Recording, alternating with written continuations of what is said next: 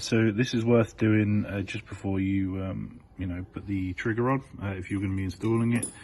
So I've rigged up just the trigger, obviously the wires connected to it, and they go through to the switches, and you can see them just over there. So all I've done is just soldered neatly onto the back of the switches. You can remove the switches if you want, but thus far I've not done it or needed to.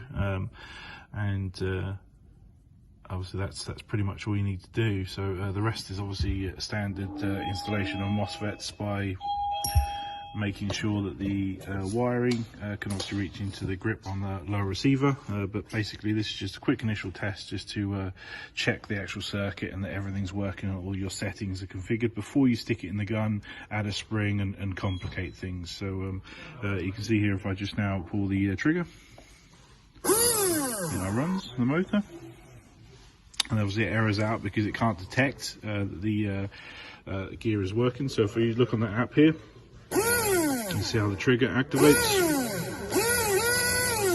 and then if we now turn the actual sector gear and start rotating that, we can check the gear detection, cycle detection, sorry, for the actual gear and the position of the sector gear, and then it obviously detects it as it goes round. So we now keep turning it.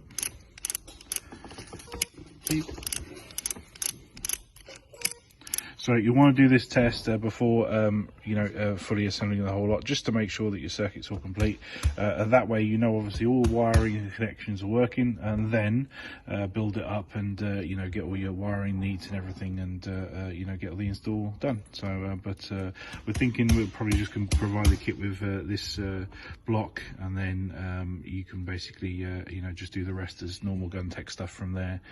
Might probably provide just like the heat shrink and a bit of wire or something like that, just for convenience, but that's pretty much it really. Once the block's on, you just operate it as normal.